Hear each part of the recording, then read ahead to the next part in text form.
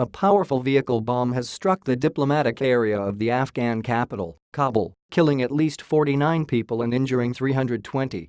The blast struck close to the German embassy in Zandbach Square, with civilians said to be the main casualties. The wounded staggered from the site of a blast so strong it blew out windows and doors hundreds of meters away. No group has yet said it carried out the bombing, but the Taliban and IS have both been behind recent attacks. The bomb went off at about 8:25 local time, 3:55 GMT, during the rush hour in the Afghan capital. Makeshift ambulances carried wounded away from the scene as frantic relatives gathered at the cordoned-off perimeter of the blast site. Images show dozens of blackened and burned-out cars.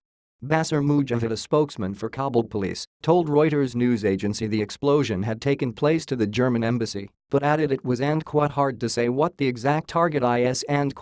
There are many other key buildings in the area, including the presidential palace and a number of embassies, including the British. Some reports say the bomb was in a lorry or water tanker.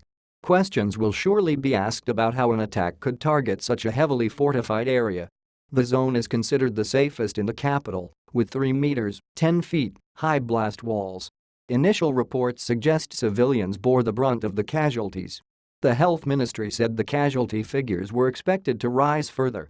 Spokesman Ismail Qaousi said, "They are still bringing bodies and wounded people to hospitals." A German security source said it was unclear whether any of GERMANY's embassy staff had been killed or injured. French officials said the COUNTRY's embassy had been damaged, but there were no signs at this stage of any French casualties.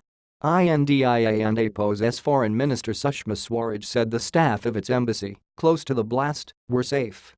A journalist for AFGHANISTA and ANDAPO's Tolo news agency said some of the victims were from the Russian mobile phone company, but this has not been confirmed.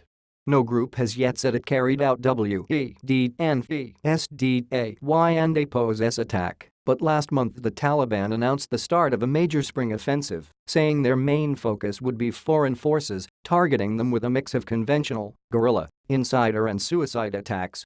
The US has about 8,400 troops in Afghanistan, with another 5,000 from NATO allies.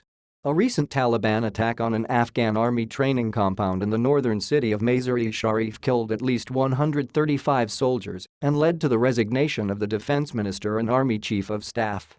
The so-called Islamic State in Afghanistan has also been active, saying it was behind a suicide bomb attack this month on a NATO convoy that was passing the US embassy in Kabul. At least 8 civilians were killed. Are you in Kabul? What are conditions like at the moment? Email haversay@bbc.co.uk with your stories. Please include a contact number if you are willing to speak to a BBC journalist. You can also contact us in the following ways: send an SMS or MMS to 61124 or +44 76 24 800 100.